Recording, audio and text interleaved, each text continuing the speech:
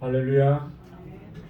주님의 이름으로 환영합니다. 이 시간 우리 마음과 뜻과 정성을 다해서 거룩하신 하나님께 예배드리겠습니다. 다 같이 기도하겠습니다.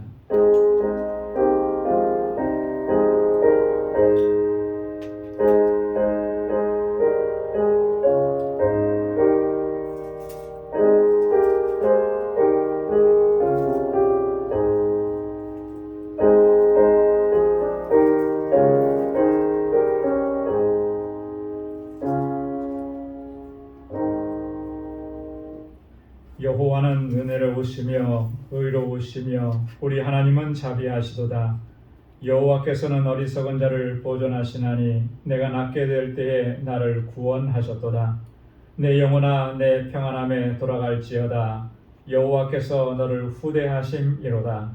주께서 내 영혼을 사망에서 내 눈을 눈물에서 내 발을 넘어짐에서 건지셨나이다. 내가 생존 세계에서 여호와 앞에 행하리로다. 아멘. 거룩하시고 자비로우신 여호와 하나님 아버지, 주님의 크신 사랑과 은혜 감사합니다.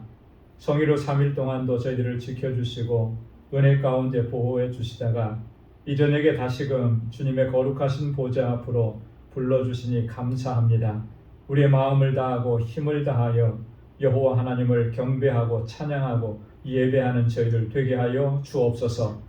주 성령께서 우리 마음과 생각을 주장하여 주시고 우리 주님의 보혈로 나를 씻어주셔서 정결하게 하옵시고 거룩한 산제사를 아버지 앞에 올려드리는 저희들 되게 하여 주옵소서. 우리의 예배를 기뻐 흠양해 주시고 오늘도 예비하신 주님의 은혜와 평강으로 덧입혀 주옵소서. 예수님의 이름으로 기원하옵나이다. 아멘. 전능하사 천지를 만드신 하나님 아버지를 내가 믿사오며 그 외아들 우리 주 예수 그리스도를 믿사오니 이는 성령으로 잉태하사 동정녀 마리아에게 나시고 본디오 빌라도에게 고난을 받으사 십자가에 못 박혀 죽으시고 장사한 지 사흘 만에 죽은 자 가운데서 다시 살아나시며 하늘에 오르사 전능하신 하나님 우편에 앉아 계시다가 저리로서 산 자와 죽은 자를 심판하러 오시리라. 성령을 믿사오며 거룩한 공예와 성도가 서로 교통하는 것과 죄를 사하여 주시는 것과 몸이 다시 사는 것과 영원히 사는 것을 믿사옵나이다. 아멘. 찬양으로 하나님께 영광을 돌리겠습니다. 내가 만민 중에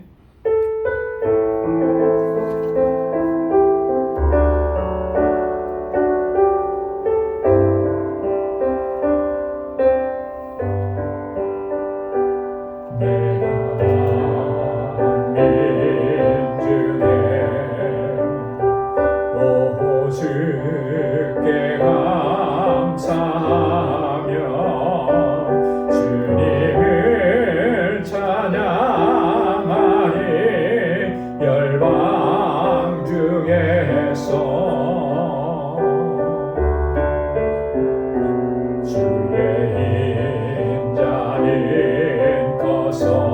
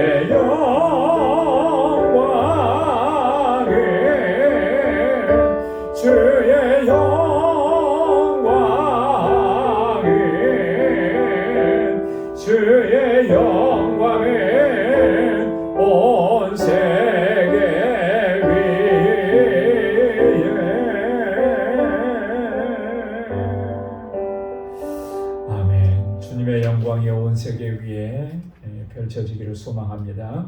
주의 음성을 내가 들으니 우리 힘차게 박수하면서 찬양하겠습니다.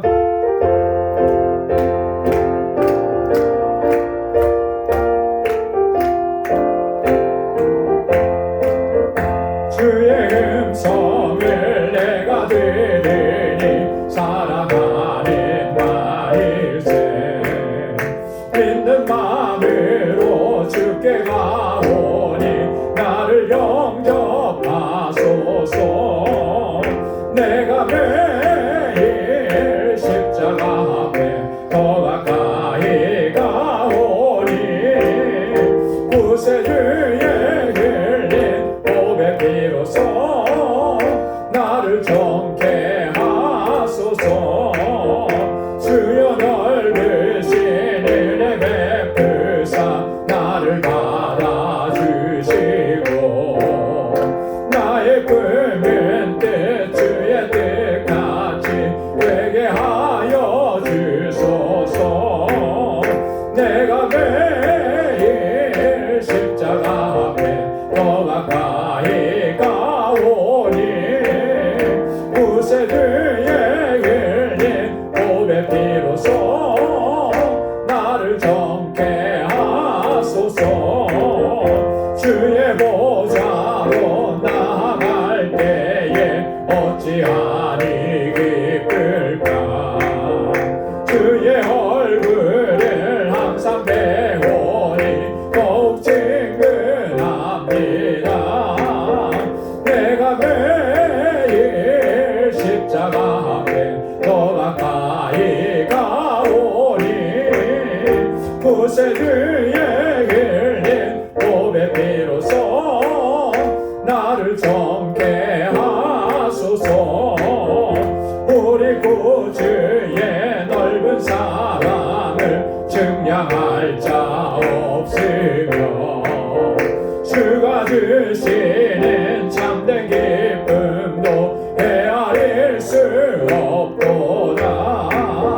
내가 매일 십자가 앞에 더 가까이 가오니 구세주의 흘린 보배 비로소 나를 정케 하소서. 사절요.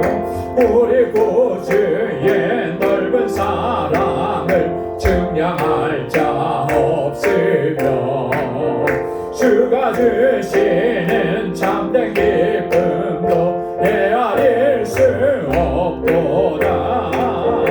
내가 매일 십자가 앞에 더 가까이 가오니 구세주의 흘린 보배 비로소 나를 정케 하소서.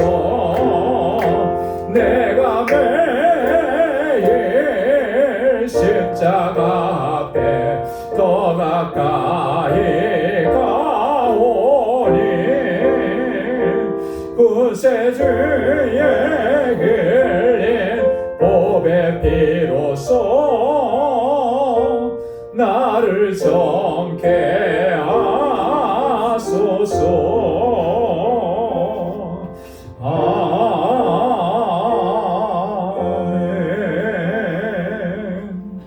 아멘. 주여 지난 밤 내 꿈이 되었으니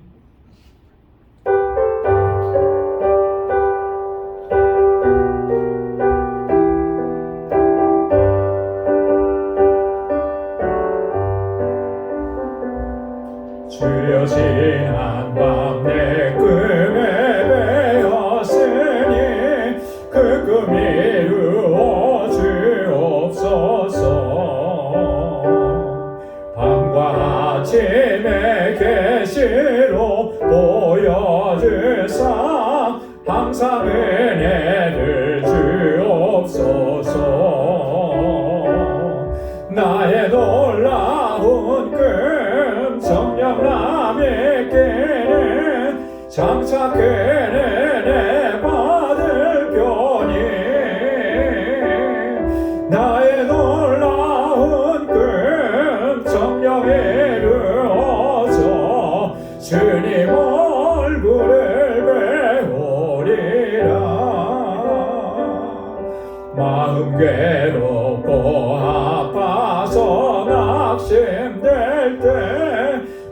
나의 소망을 주셨으며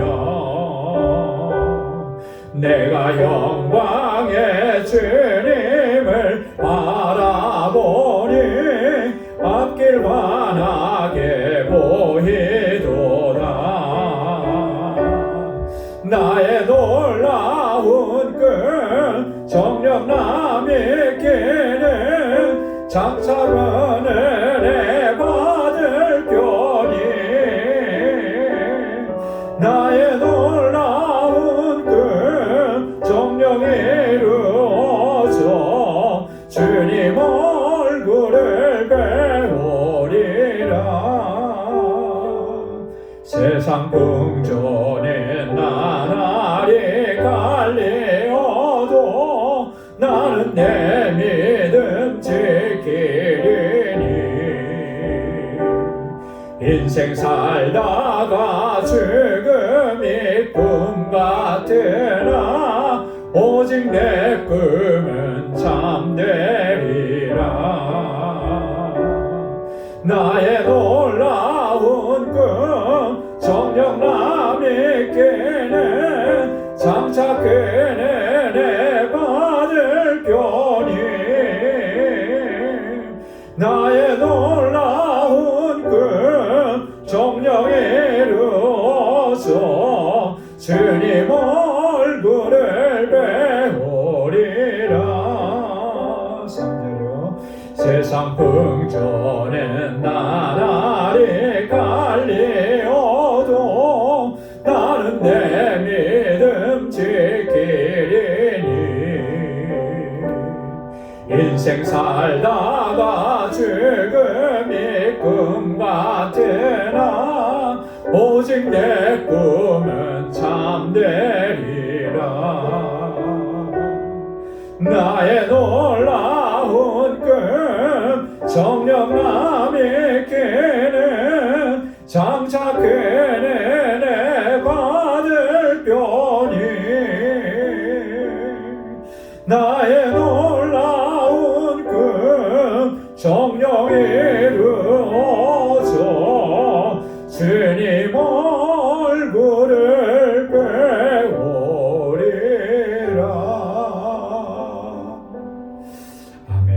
주님 얼굴을 배우는 그날까지 우리 믿음의 여정을 힘차게 달려갈 수 있기를 소망합니다.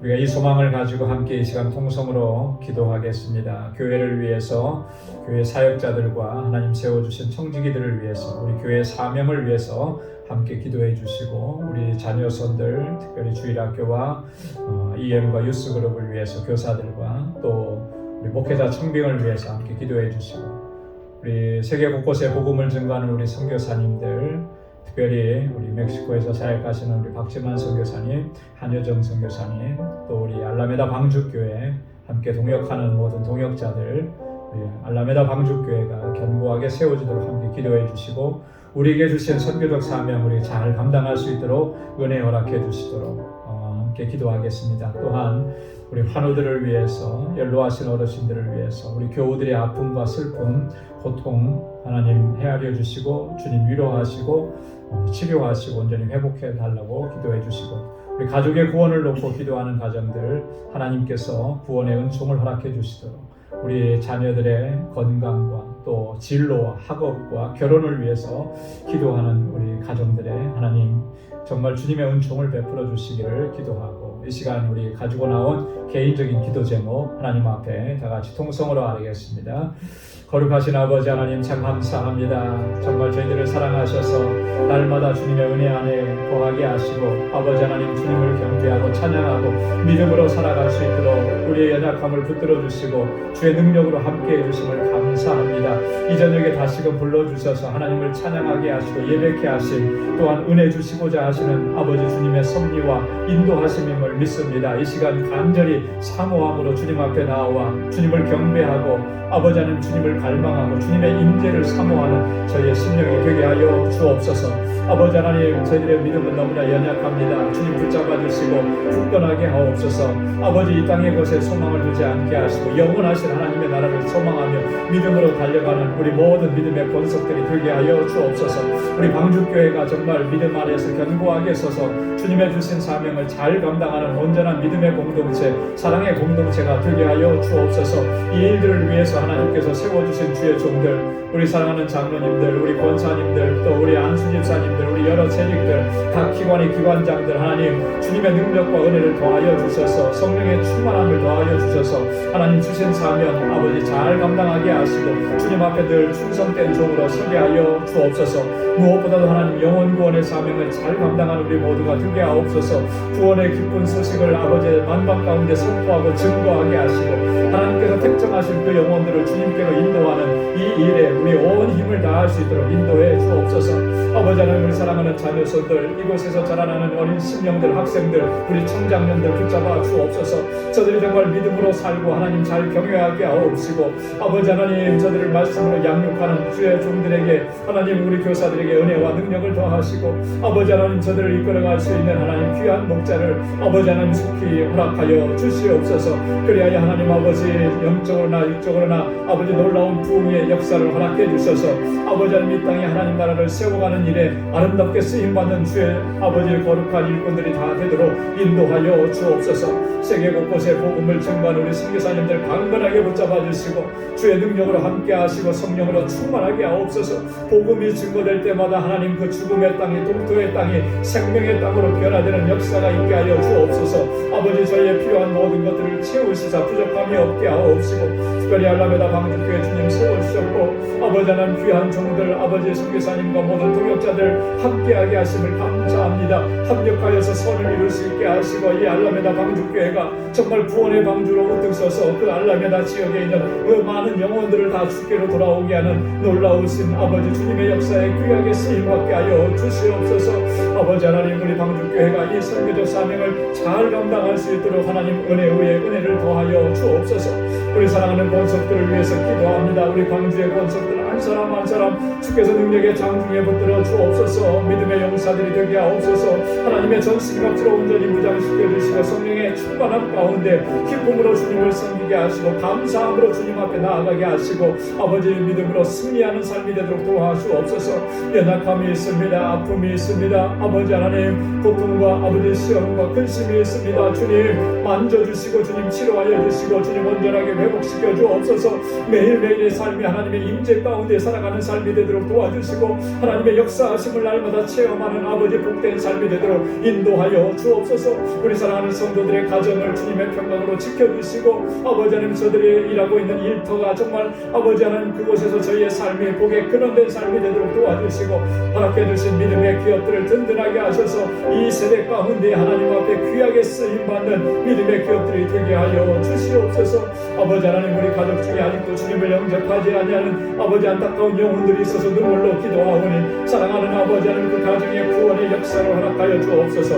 우리 자녀들이 정말 하나님 앞에 견고하고 믿음 안에 든든하게 서가게 인도하여 주시옵소서. 오 하나님 아버지 이 시간 가지고 나온 간절한 기도의 제목들에 하나님의 선하신 응답을 허락해 주시고 이제 저희들을 말씀 앞에 세워주셨사오니 우리 마음밭을 기경하셔서 옥토와 같게 하시고 주의 말씀의 씨앗이 떨어져 30배 60배 100배의 결실을 맺는 아버지 은총을 허락하여 주시고 주의 말씀에 순종하고 믿음으로 살아가는 우리 모두가 되도록 이 시간 함께하여 주시옵소서. 모든 것 감사하옵고 예수님의 이름으로 간절히 기도드리옵나이다. 아멘. 우리의 간절한 기도에 하나님께서 또 선한 응답을 허락해 주실 줄로 믿습니다. 오늘 함께 묵상할 하나님 말씀은 빌립보서 제2장 12절에서 18절까지 말씀입니다. 빌립보서 제2장 12절부터 18절까지 한 절씩 교독하도록 하겠습니다. 그러므로 나의 사랑하는 자들아 너희가 나 있을 때뿐 아니라 더욱 지금 나 없을 때에도 항상 복종하여 두렵고 떨림으로 너희 구원을 이루라. 너희 안에서 행하시는 이는 하나님이시니 자기의 기쁘신 뜻을 이루하여 너희로 소원을 두고 행하게 하시나니 모든 일을 원망과 시비가 없이 하라. 이는 너희가 흠이 없고 순전하여 어그러지고 거스르는 세대 가운데서 하나님의 흠없는 자녀로 세상에서 그들 가운데 빛들로 나타내며 생명의 말씀을 밝혀 나의 다름질도 헛되지 아니하고 수고도 헛되지 아니하므로 그리스도의 날에 나로 자랑할 것이 있게 하려 함이라. 만일 너희 믿음의 제물과 봉사 위에 내가 나를 간절로 드릴지라도 나는 기뻐하고 너희 무리와 함께 기뻐하리니 다 함께요. 이와 같이 너희도 기뻐하고 나와 함께 기뻐하라. 아멘. 우리 그 바울이 지난주에 우리가 말씀을 나눈 것처럼 앞부분에서는 너희 안에 이 마음을 품으라 그리스도 예수의 마음이니 그 예수님의 마음을 품어야 될 것을 강조한 그런 내용들을 지난번에 우리가 함께 살펴봤습니다. 이 말씀에 이어서 오늘은 보면 두렵고 떨림으로 너희 구원을 이루라 12절에 그렇게 권고하죠. 그러면서 그것이 뭘 의미하는 것인지 이런 내용들을 자세하게 살피고 있습니다. 오늘 본문은 두 부분으로 나눠볼 수가 있는데요. 12절부터 14절까지 두렵고 떨림으로 너희를 구원을 이루라 그러면서 원망과 시비가 없이 하라 이런 주제로 말씀을 줍니다. 그리고 15절부터 18절까지는 세상의 빛들로 나타나야 한다. 우리 그리스도인들은 세상의 빛이다라고 하는 것을 강조합니다. 여러분, 우리 그리스도인은 세상의 빛이라고 하는 말씀은 예수님께서 산상보훈에서 주셨던 말씀이죠.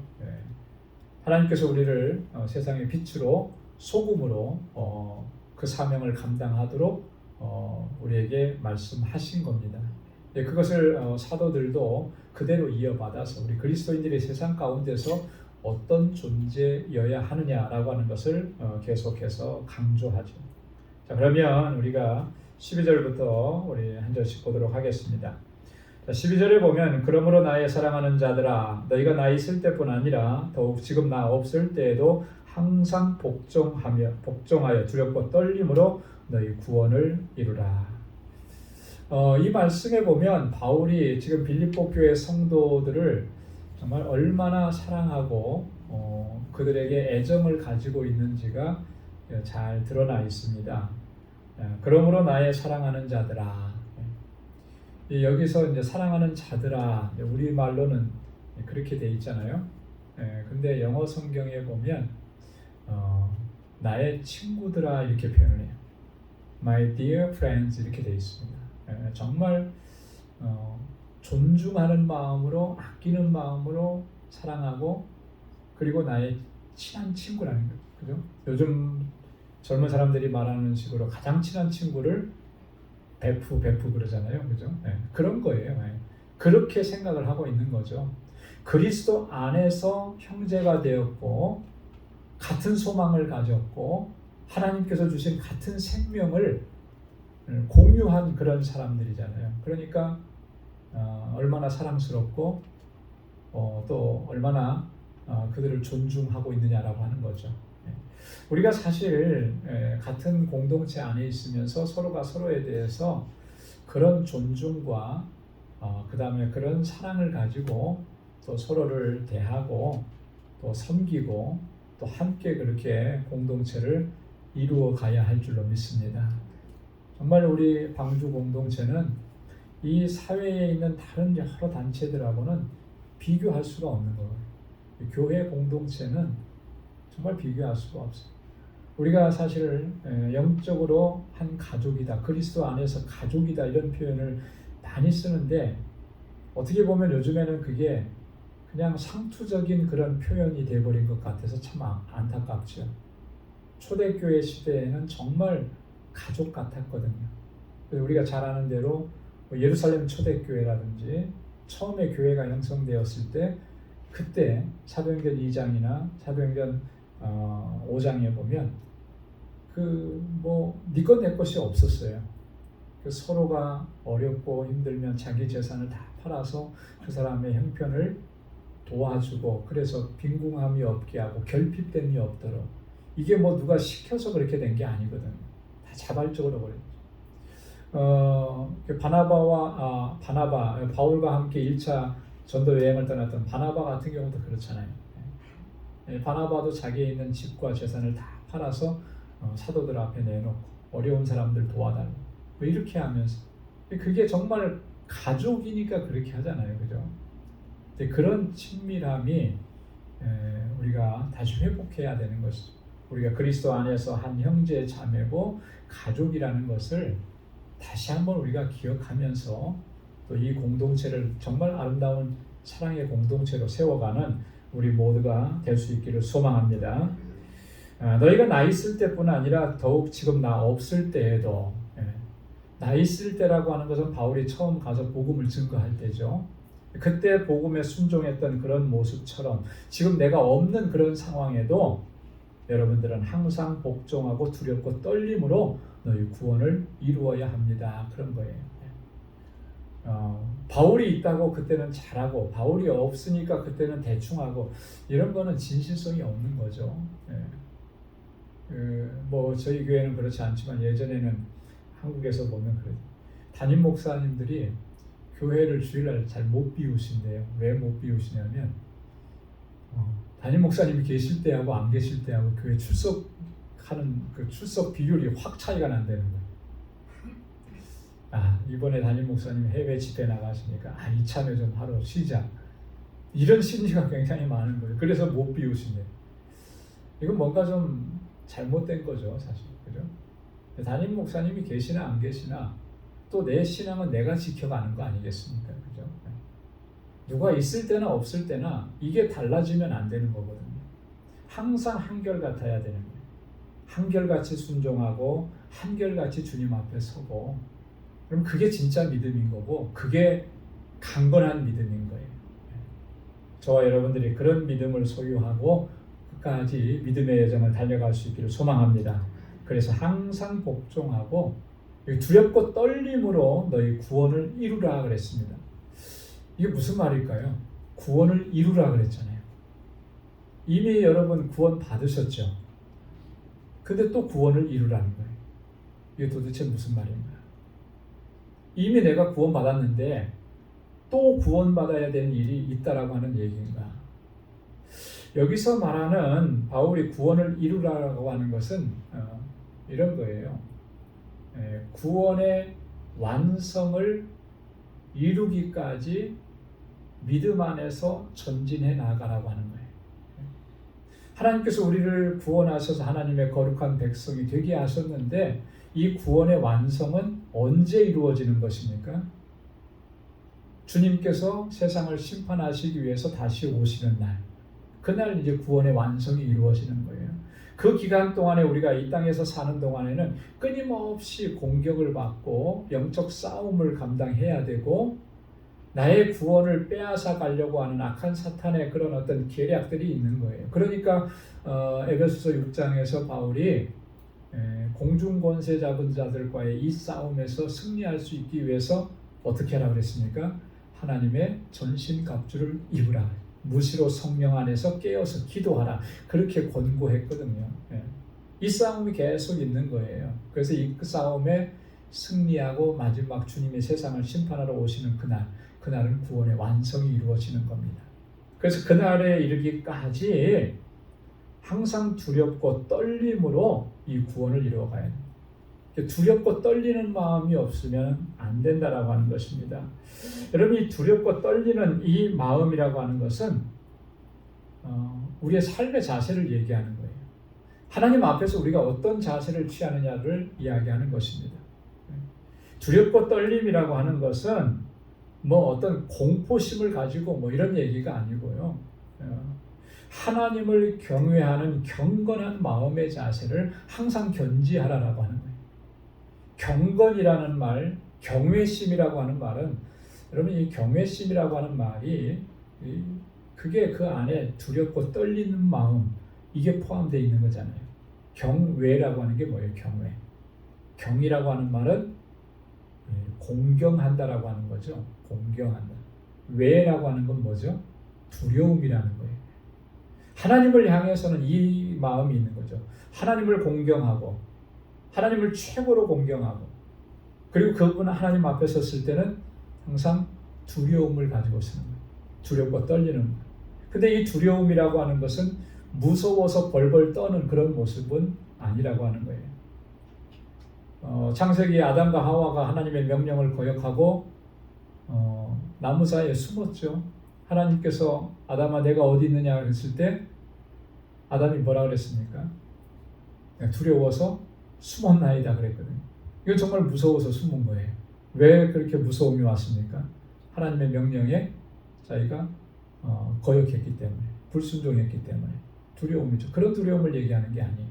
여기서 말하는 이 두려움이라고 하는 것은 이런 겁니다. 하나님 앞에서 조심하는 거예요. 주의하는 겁니다. 그 마음. 그래서 항상 조심하고 주의하고 그래서 이 하나님 앞에 항상 바르게 서려고 하는 그런 자세. 여러분 이게 구원의 완성을 이루어가는 성도들의 바른 삶의 자세인 것이죠. 그래서 우리가 어디 가서 어떤 삶을 살든지 누구를 만나든지 사회에서 어떤 일을 하든지 항상 이 마음을 가지고 살아가야 됩니다. 사람을 대해도 그렇고 일을 할 때에도 그렇고 내가 하나님 앞에 서 있고 하나님을 경외하는 그 경건한 마음의 자세를 놓지 말아야 되는 것이죠. 그래야 우리가 세상 유혹이나 마귀의 시험에 흔들리지가 않습니다. 이 마음을 놓쳐버리면 순간이에요. 이 마음을 놓쳐버리면 금방 무너져 내리게 되는 것입니다. 여러분 우리를 유혹하는 것들이 세상에 얼마나 많은데요. 목회자인 저도요. 그래요.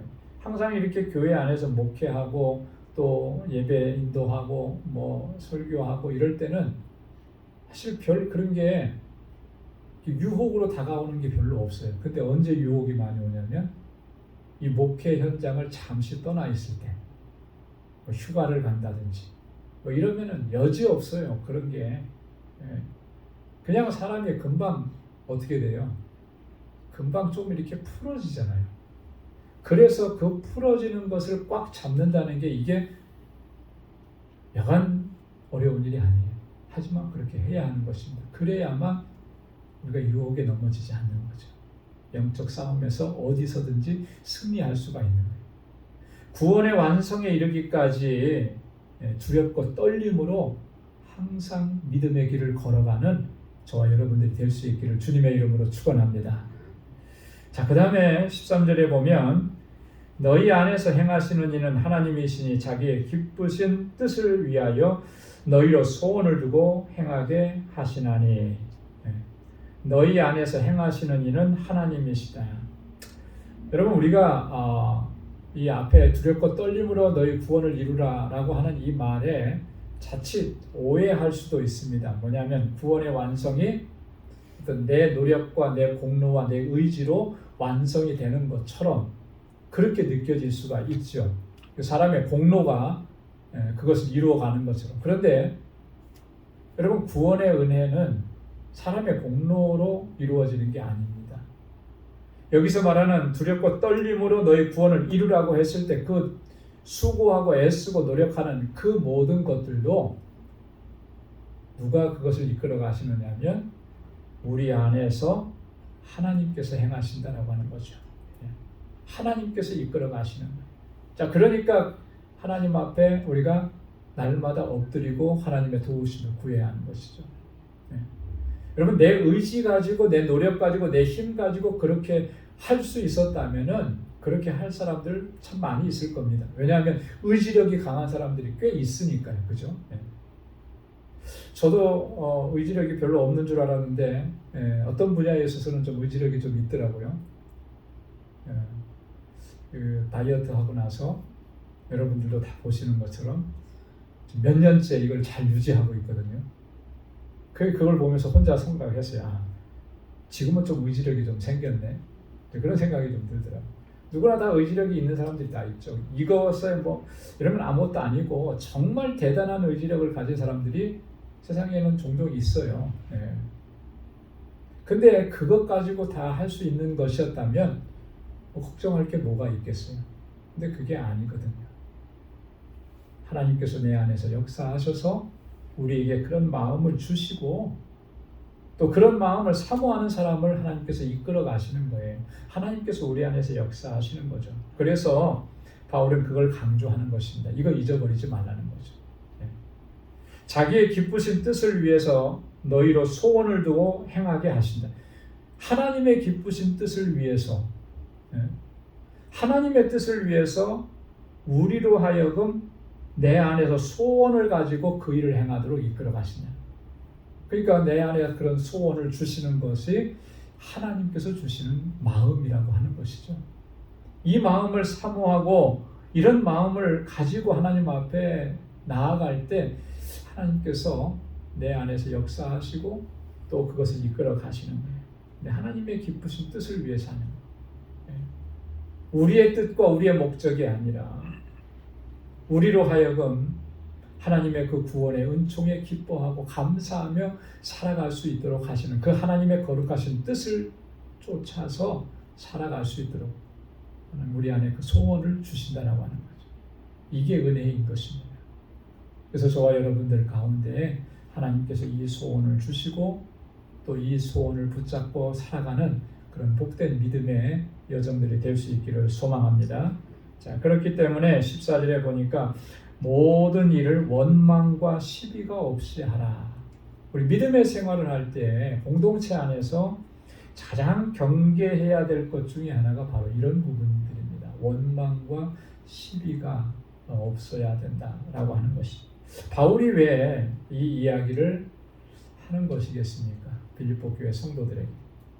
우리가 지난번에도 살펴봤듯이 빌립보 교회 안에 이런 현상들이 있었고 이런 일들을 바라보면서 바울이 이걸 굉장히 심각하게 생각을 했기 때문에 그런 것입니다. 빌립보서 2장 2절로 3절에 보면 바울이 이렇게 권면을 했습니다. 마음을 같이하여 같은 사랑을 가지고 뜻을 합하며 한 마음을 품어 아무 일에든지 다툼이나 허용으로 하지 말고 오직 겸손한 마음으로 각각 자기보다 남을 낮게 여기라. 이렇게 말했잖아요. 마음을 같이해라. 같은 사랑을 가지고 뜻을 합해라. 한 마음을 품어라.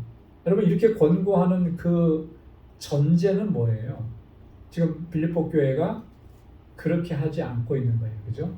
마음이 하나가 되지 않았고 한 마음을 품지 않은 거예요. 근데 이게 왜 그런 일들이 일어났느냐? 왜 한 마음이 되지 못했느냐 하면 그 뒤에 나오는 말이 아무 일에든지 다툼이나 허용으로 하지 말고 그 안에 다툼이 있었던 것이죠. 여러분 이 다툼이라고 하는 것은 뭐 때문에 발생하는 것입니까? 다툼이라고 하는 것은 그런 것 같아요. 그 이해가 충돌됐을 때 다툼이 일어나는 거죠. 그죠? 이 사람이 원하는 것과 이 사람이 원하는 것이 충돌이 일으켜지면 그게 이제 다툼이 되는 거예요. 그런데 충돌이 일어날 때 항상 그 안에 어떤 현상이 일어나냐면 원망이 일어나죠. 원망이 일어나. 이 원망이라고 하는 것은 불평하는 거예요. 불평. 왜 나는 안 되고 저 사람은 되느냐, 뭐 이런 불평인 거죠. 왜 나는 적게 받고 왜 저 사람은 크게 받느냐, 왜 저 사람은 중요한 역할을 맡고 나는 그런 걸 못 맡고 이런 불평들이 이게 이제 원망으로 드러나는 것이죠. 시비라고 하는 것은 시비는 뭐죠? 다투는 거잖아요. 다투는 거. 시비는 다투는 거예요. 이 원망과 불평으로 말미암아 나타나게 되는 어떤 논쟁이나 다툼들, 이걸 이제 시비라고 이렇게 얘기해요. 자, 그러니까 이 원망과 시비는 그 공동체를 정말 위협하는 그런 현상들인 것입니다. 이 원망과 시비가 있고 불평과 다툼으로 번져지게 되면은 결국 이 공동체가 분열될 수 있는 그런 위기가 있게 되는 거예요. 이게 그만큼 위험한 거죠. 그래서 원망과 시비가 없이 하라. 공동체가 분열될 뿐만 아니라 더 치명적인 문제는 그리스도의 영광을 가린다라고 하는 것입니다. 그리스도의 영광. 여러분 우리가 사랑의 공동체라고 하는데 교회 안에서 다투고 싸우고 원망하고 그리고 시비가 일어나고 분쟁이 일어나고 이런 것을 세상 사람들이 보게 되면 그런 모습을 보고 뭐라고 하겠습니까? 교회를 욕하는 것은 결국 하나님을 욕하는 거잖아요. 그렇죠? 하나님의 영광을 가리게 되는 거죠. 이건 매우 심각한 거예요. 오늘날에는 너무나 이런 일들이 빈번하게 일어나니까 우리가 너무 무감각해진 경향이 있는 것 같아요. 이게 심각한 문제인 거죠. 그래서 바울이 지금 원망과 시비가 없이 하라고 하는 것은 너무나 중요한 권고인 겁니다. 혹시라도 내 마음속에 원망의 마음이 불평의 마음이 생겨난다면 여러분 이건 내가 다스려야 돼요. 정말 주님 앞에 내가 엎드려야 되는 문제입니다. 내가 주님 앞에 엎드려서 하나님의 은혜를 구해야 되는 거예요. 이 마음을 다스려 주시고 이해할 수 있게 하시고 이 마음이 커져서 시비가 일어나고 분쟁이 일어나는 일이 없도록 하나님께서 나를 주장해 주시다. 우리가 공동체 안에서 서로의 이런 일들을 우리가 서로 기도하면서 격려하고 위로하면서 그렇게 하나님의 뜻을 이루어가는 그런 아름다운 공동체로 우리가 세워가야 할 줄로 믿습니다. 자, 그 다음에 이제 두 번째 단락인데요. 15절부터 18절까지 세상의 빛들로 나타냈다. 여러분 우리가 그리스도인들이 세상의 빛이라고 하는 것은 우리의 어떤 정체성이거든요. 여러분 그리스도인들은 세상의 빛이요 소금이라고 주님께서 말씀을 하셨고 이미 예수 그리스도 안에 있으면 우리는 세상의 빛입니다.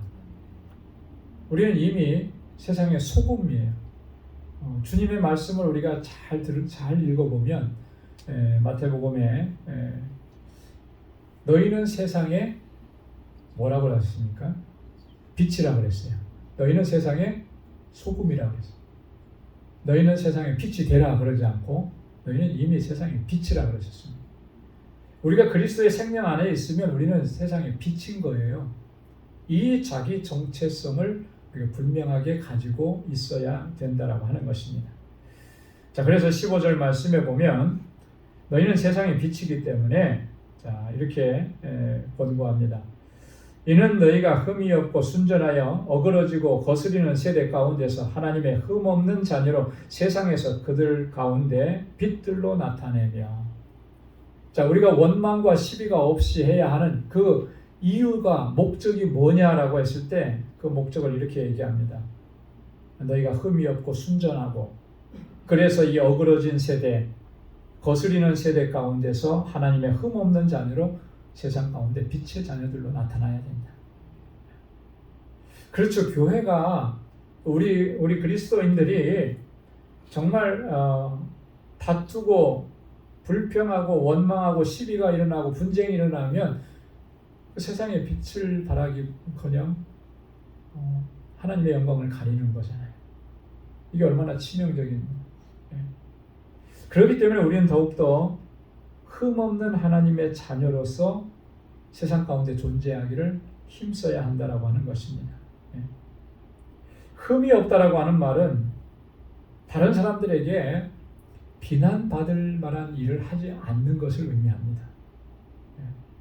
조금 내가 유익을 얻고 조금 내가 조금 나의 어떤 그 뭐라 그럴까요? 유익을 위해서 잠시 이렇게 눈 감고 하는 이런 일들 이런 것들이 나중에 드러나게 되면 그게 결국은 비난받는 일들이 되는 거 아니겠습니까? 그게 퍼블릭하게 이제 드러나게 되면 하나님의 영광을 가리잖아요. 우리 그리스도인들이 목회자가 교회 중직자가 그런 일을 어떻게 할 수 있느냐 이렇게 돼버리면 이게 너무나 안타까운 일이 아니겠습니까? 이렇게 비난받은 일을 하지 않는 것 그게 흠이 없고 순전하여라고 하는 것은 순결하고 그런 것입니다. 세상에 있는 것들을 탐하지 않고 오직 하나님의 은혜 구하면서 하나님의 사랑 안에 거하는 것. 이런 것들을 다른 말로 좀 얘기하면 성화의 삶을 이야기하는 것입니다. 성화의 삶, 거룩한 삶을 추구하는. 여러분, 우리 그리스도인들은 거룩하신 하나님께서 자녀로 삼아주시고 하나님의 자녀가 되는 순간에 우리의 어떤 정체성은 거룩한 존재가 된 것입니다. 하나님께서 그 하나님의 거룩하심을 우리에게 부여해 주신 거예요. 그래서 주님의 자녀는 거룩한 거예요. 그리스도의 피가 우리를 거룩하게 하신 것입니다. 그렇다면 마땅히 그 거룩함에 합당하게 살아가야 하는 것이죠. 군인이면 군인답게 행동을 해야 되는 것이고요. 그죠? 경찰이면 경찰답게 품위를 지켜야 하는 것이고. 제가 예전에 군대 생활하면서 휴가 나왔다가 천안역에서 친구를 만나려고 기다리다가 전에 한번 이 얘기 한 것 같아요. 주머니에 군복을 입고 주머니에다 손을 딱 넣었어요. 그러고 기다리고 있는데 옆에 있던 헌병이 어디서 나타났는지 헌병이 와가지고 저한테 어디 소속이냐고만 물으면서 이렇게 했던 적이 있습니다. 왜 그러냐 그랬더니 왜 지금 군복 입고 주머니에다 손을 넣고 이러고 있느냐. 군인으로서의 품위를 네가 어겼다는 거예요. 그때는 정말 아찔했습니다. 그랬고 한번 이렇게 처음이고 그러니까 또 이제 봐주고 뭐 그랬는데 그런 거거든요. 뭐 요즘에는 뭐 그런 게 있는지 잘 모르겠는데 예전에는 그런 것들이 좀 많이 있었죠. 그래서 군인은 군인답게, 경찰은 경찰답게, 그죠? 그 자기의 어떤 그 품위를 지키는 게 중요한 거. 자, 그렇다면 세상의 원리도 그런데 영적인 원리는 더더욱 그런 것이죠. 우리가 하나님의 자녀라면, 거룩한 하나님의 백성이라면 거룩한 하나님의 자녀답게 그렇게 살아가야 하는 거예요. 그게 마땅한 것입니다. 그렇게 해야 세상 가운데 우리가 빛의 자녀로서의 사명을 제대로 감당할 수가 있게 되는 거예요. 이 세상은 어떤 세상이라 그랬습니까? 어그러지고 거스리는 세대라 그랬습니다. 삐뚤어지고 잘못된 세대라고 하는 거예요. 사악한 사람들, 사상과 행동에 있어서 진리를 떠난 사람들, 교회를 적대시하는 사람들, 도덕적으로 영적으로 패역한 세대가 바로 이 세대인데 그 세대 가운데 정말 그 세대의 어두움을 밝히는 빛으로 존재하려고 하면 그런 거죠. 그러면 우리가 하나님의 자녀로서 흠이 없이 그 거룩함을 지켜나가야 해요. 그래야만 우리 가운데서 빛이 비춰질 수가 있는 것이지 세상과 똑같으면요 거기서 빛이 나겠습니까? 그죠? 세상 사람들이 하는 방법과 똑같다면 거기에 특별함이 뭐가 있겠어요? 누가 그리스도인들이라고 정말 그리스도인들은 다르구나 이렇게 볼 수가 있겠습니까? 달라야 되는 것이죠. 다르도록 주님께서 우리에게 그런 구원의 은혜를 주셨고 하나님의 자녀로 삼아주신 것입니다. 마태복음 5장 16절에 보면 이같이 너희 빛을 사람 앞에 비추게 하여 저희로 너희 착한 행실을 보고 하늘에 계신 너희 아버지께 영광을 돌리게 하라. 세상 가운데 빛을 비추게 되면 어떤 역사가 일어나는 것입니까? 너희의 착한 행실을 보고 저들이 하나님께 영광을 돌리게 된다라고 하는 거예요. 베드로전서 2장 12절에도 보면 너희가 이방인 중에서 행실을 선하게 가져 너희를 악행한다고 비방하는 자들로 하여금 너희의 선한 일을 보고 권고하시는 날에 하나님께 영광을 돌리게 하려 함이라. 이방인들은요 그리스도인들을 항상 비난합니다. 초대교회 때부터 지금까지 그랬어요. 그죠? 그런 비난들이 정당하지 않다라고 하는 것을 증명해 줄 수 있는 방법이 뭐겠습니까? 우리의 행실이 깨끗해야 되는 거예요. 선해야 되는 것입니다. 선한 일을 보고 나중에 하나님께서 저들을 권고하시는 날이 오게 되면 그들이 하나님께 영광을 돌리게 된다라고 하는 것이죠. 그런데 그리스도인들이 교회가 불의한 일들을 행하는 것만 보고 그러면 과연 그 전도가 되겠습니까? 전도 안 되죠. 그렇죠? 교회가 세상과 똑같이 불의한 일을 같이 행하고 그리스도인들이 똑같이 세상 사람들처럼 그렇게 자기 이익을 위해서만 살고 그러면 세상 사람들이 뭐 다 똑같은데 내가 왜 교회를 가야 되냐? 내가 왜 하나님 믿어야 되냐? 그 전도의 문을 막는 거잖아요. 하나님의 영광 가리는 거죠. 여러분 항상 우리의 삶의 현장 속에서 하나님의 거룩한 백성으로서 선한 일을 행하고 또 그래서 그것을 통해서 하나님께서 택하시는 영혼들을 주님께로 인도하는 이 사명을 잘 감당할 수 있기를 소망합니다. 자, 그래서 16절 이하의 말씀에 보면 생명의 말씀을 밝혀 나의 다름질도 헛되지 아니하고 수고도 헛되지 아니하므로 그리스도의 날에 나로 자랑할 것이 있게 하려 함이라. 생명의 말씀을 밝히라 그랬어요. 생명의 말씀을 밝히라. 여러분 우리가 생명의 말씀 이미 우리가 받은 사람들인데 어떻게 생명의 말씀을 세상 가운데 밝혀야 한다라고 하는 것이 어떻게 하는 것이겠느냐. 뭐 첫째로는 문자 그대로 이 생명의 말씀, 생명의 복음을 전파하는 것이죠. 그죠? 예수 그리스도의 생명의 말씀을 증거하고 전파하는 것입니다. 이게 아마 이 문자의 첫 번째 의미일 거예요. 근데 그게 그 생명의 말씀 복음을 전파하는 것이 효력이 있으려면 어떻게 해야 되겠습니까? 나의 삶이 그 말씀에 기초한 삶이 돼야 되는 거예요. 나의 삶이 복음에 기초한 삶이 되어야 하는 것이죠. 그래야만 이 하나님의 말씀이 증명이 되는 거예요. 나는 복음에 기초한 삶을 살지 않으면서 그냥 입술로 예수 믿으세요. 예수님의 구원자이십니다. 전한다고 그게 전도가 되는 게 아니거든요. 생명의 말씀을 밝히라고 하는 이 말의 의미는 이 두 가지 의미가 포함되어 있는 것입니다. 그래서 이 생명의 말씀을 밝혀서 많은 영혼들을 주님께로 돌아오게 하는 이 사명이 우리에게 있다라고 하는 것이죠. 그런데 여기서 바울이 한 가지 소원하는 게 있어요. 그게 뭐냐면 내 다름질도 헛되지 아니하고 수고도 헛되지 아니하. 그렇게 여러분들이 그렇게 하는 것이 내가 하는 모든 일. 여기 다름질이라고 얘기하고 수고라고 하는 얘기는 뭔 얘기겠습니까? 이게 바울의 복음 전파에 대한 얘기거든요. 그죠? 여러분들에게 내가 복음을 증거하고 예수 그리스도를 전했는데 그 수고가 그 다름질이 헛되지 아니하게 되는 것입니다. 그게 내가 간절히 바라는 것입니다. 그리고 그리스도의 날에 나로 자랑할 것이 있게 하려 합니다. 주님 다시 오시는 그날. 그죠? 그리스도의 날이라고 하는 것은 주님 재림의 날이고 주님 심판의 날이잖아요. 그날에 나로 하여금 여러분들 때문에 여러분들로 인해서 내가 좀 자랑할 거리가 있었으면 좋겠습니다. 이게 바울이 그런 마음, 순서.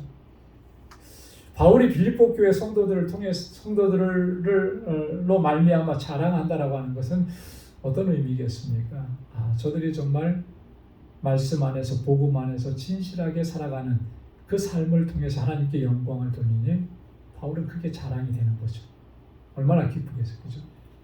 자, 여러분 자녀가 잘 되면 누구의 자랑입니까? 부모님의 자랑이에요, 그죠? 자녀가 잘 되면 부모님의 자랑. 운동선수, 선수가 잘 되면 누구 자랑이에요? 코치나 감독의 자랑인 거죠. 그렇잖아요. 학생들이 잘 되면 누구의 자랑이죠? 선생님의 자랑인 거예요. 내가 가르친 학생이 정말 잘 되면 선생님으로서 얼마나 뿌듯합니까? 그런 원리인 거예요. 빌립보 교회 성도들이 이렇게 생명의 말씀을 세상 가운데 밝히면서 그렇게 복음을 위해서 살아가는 그 삶의 모습을 보니까 내가 너무나 자랑스럽다. 주님 오시는 그날에 여러분들이 나의 자랑이 되기를 원합니다. 그런 거거든요. 바울이 얼마나 정말 간절하게 이 마음을 가지고 있는지. 자, 그 다음 뒤편의 17절과 18절에 보면 바울이 이렇게까지 얘기를 해요. 자, 17절과 18절 말씀 우리 한번 같이 읽어보도록 하겠습니다. 만일 너희 믿음의 제물과 봉사 위에 내가 나를 관제로 드릴지라도 나는 기뻐하고 너희 무리와 함께 기뻐하리니 이와 같이 너희도 기뻐하고 나와 함께 기뻐하라. 기뻐하라라고 하는 말이 몇 번이나 나와요? 네 번이나 나오죠, 그죠? 빌립보서를 이제 기쁨의 서신이라 이제 그렇게 얘기하는데, 자, 무엇으로 인해서 나는 기뻐하고 또 내가 기뻐하니 여러분들도 기뻐하라라고 이야기하느냐 이거예요. 여러분들의 믿음의 재물과 봉사 위에 내가 나를 관제로 드릴지라도, 여러분들이 지금 신앙생활하고 여러분들이 지금 믿음으로 살고 주님을 위해서 헌신하고 봉사하는 그 모든 신앙의 행위 위에 내가 나를 관제로 드린다. 이 관제가 뭡니까?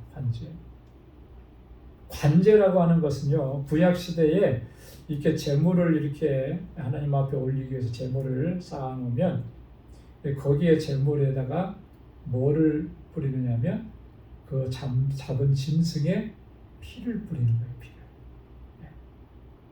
피를 뿌리는 거예요. 그래서 하나님이 불로 태워서 번제로 이렇게 올려드리는 거죠. 바울이 그런 거예요. 내가 나 자신을 죽여서, 여기서 바울이 죽는다라고 하는 의미는 순교를 의미하는 거거든요.